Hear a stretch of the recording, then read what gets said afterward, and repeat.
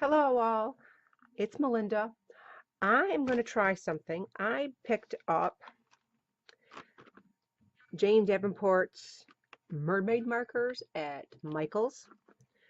They're basically watercolor pens, brush tips. I did a swatch. They have fun names like coral and starfish and lobster and whatnot. But here's the colors straight out of the thing. Made a little blob, but they're beautiful and they're easy to work with. They're very vibrant. From just playing with them, they're very vibrant.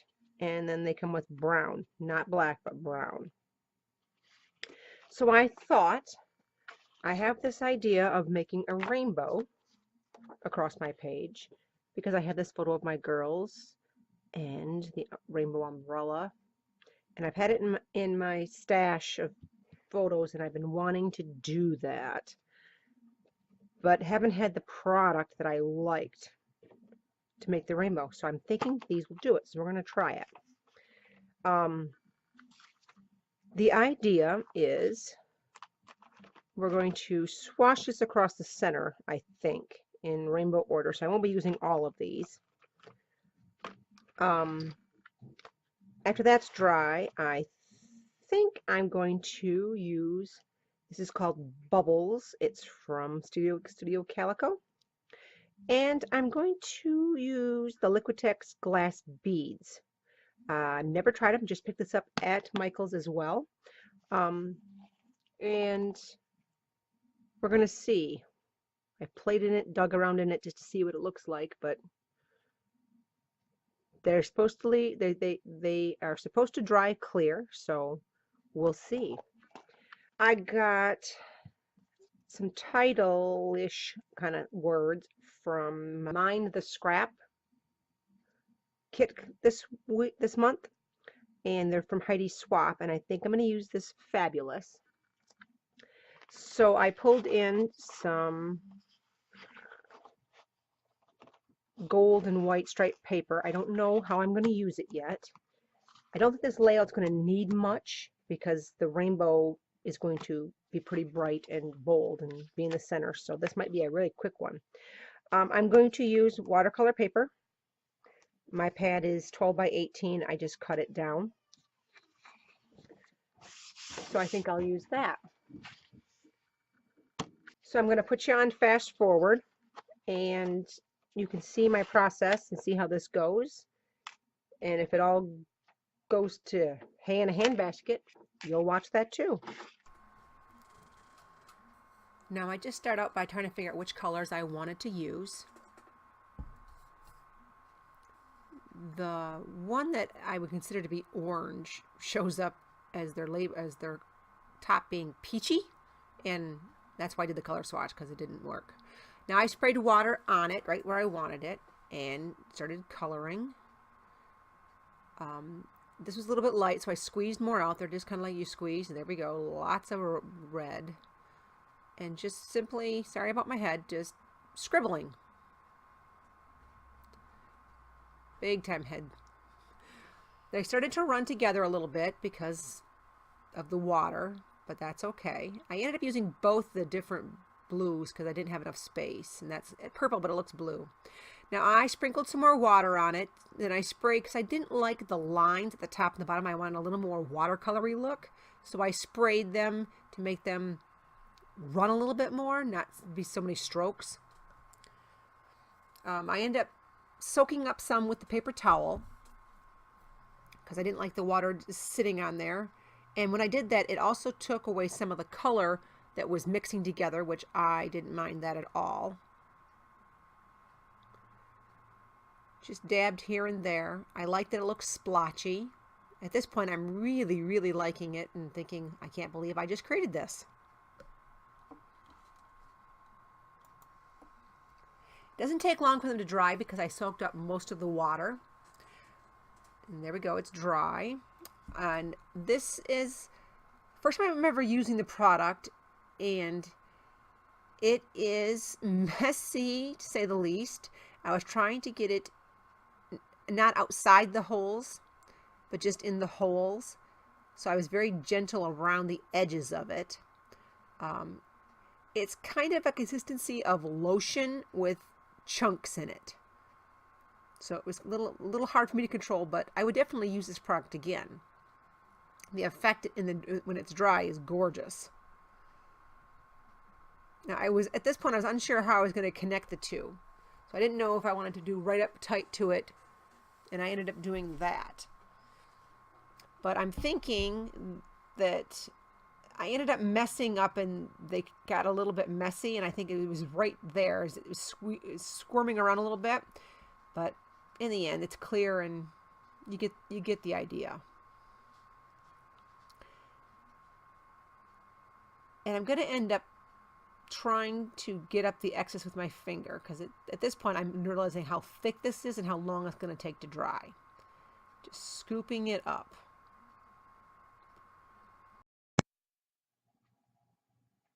Ta-da! It has been more than 24 hours. The glass beads took a while, and this is the second part of the stamp, and kind of got a little blobbled up, but it is completely flexible,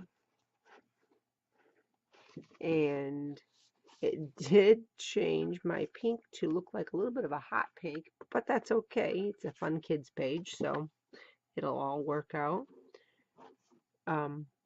But so all the white is clear now, and it kind of looks like glass.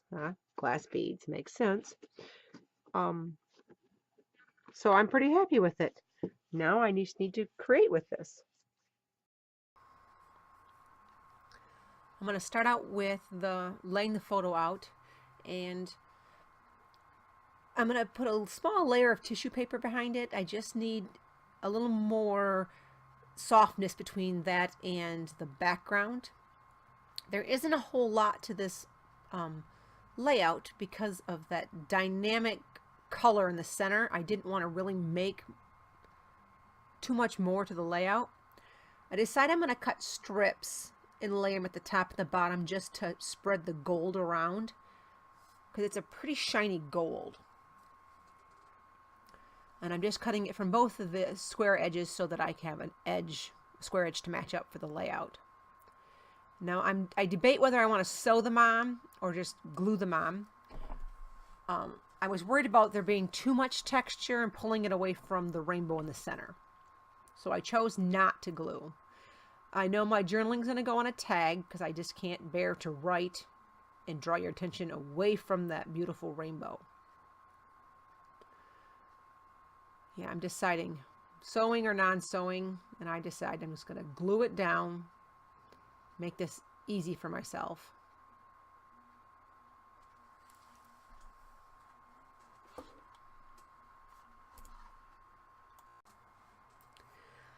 I pull up the edges just a little bit on them to give them just a little bit more of texture, I guess. Now, I know I want to use the fabulous, and I want an extra word. So I'm thinking about what word I'm going to put. Pulling jute or twine. This is white with gold through it. It unravels very easily, which is kind of a pain, but I fuss with it and I end up using it. But again, it unravels a lot, so I'm not even sure where I got it from. I'm going to guess probably Marshall's.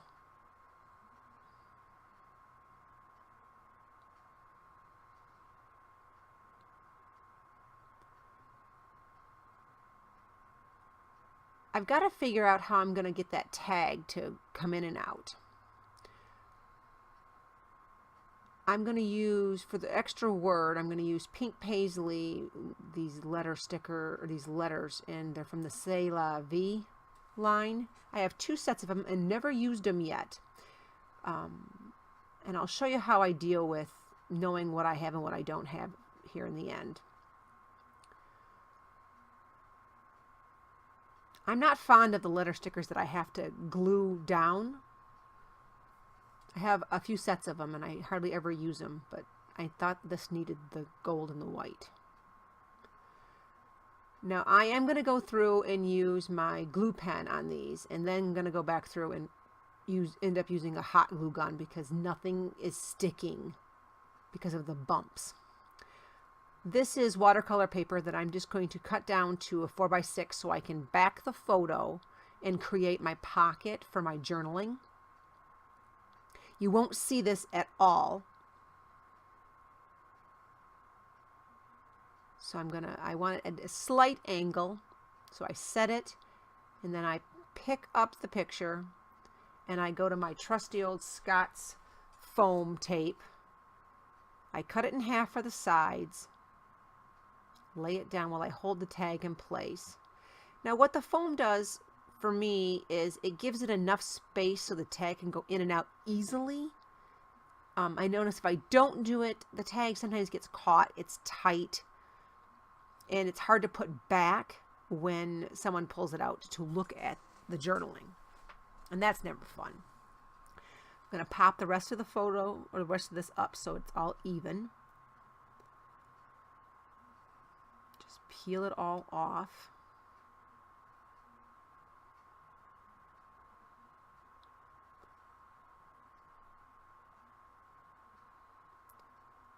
I didn't have a lot to say, so the tag was the perfect size to make sure I had it up right side up. I'm just going to stick it in there. I'm going to commit to where this goes, and that's not going to stick, so we're going to have to do something else with that. But for now, it's going to stay. I'm going to mark where the tag sticks out so I can start writing lines, and I use a 0 center ruler by C-Line. I'm sorry, See-Through Ruler Company, and I will see if I can link it below. But I use it on all when I want to make lines on anything for journaling. And this has got Tombow Mono Multi in it, and it normally will glue everything. And I thought if I glued it in and let it sit, it would work, but there's sliding. So I glue everything down after I fuss with it and let it sit. I do the journaling while I let it sit and get that situated.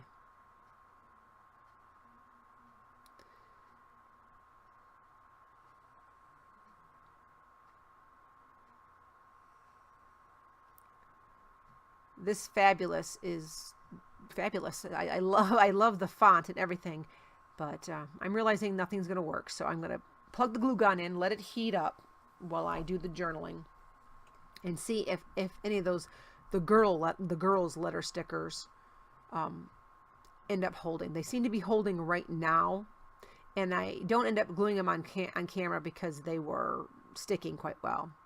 I did the journaling on the tag, and there's a picture of it at the end. And this is where I realized, you know what, that's not sticking either. So, foam tape for the height difference. And then a little bit of hot glue. I hate gluing photos, but I don't think it'll affect it because of the backer board paper I have on there. Now those seem to be stuck down. They're just a little bit wiggly. I glue this down just a touch, because you can see through it if I would glue too much.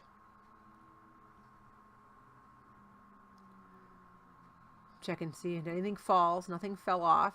That's a good sign. That slides. I'm basically going to call this done.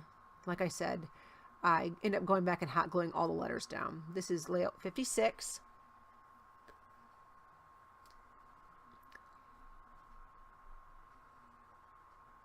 I'm thrilled with how it turned out. Now I'm going to show you how I do this. I keep the backs of the things and I just cross the letters off so I'm not digging through there looking for letters that I don't actually have. Save my insanity. I want to thank you for watching, and if you like this, please subscribe.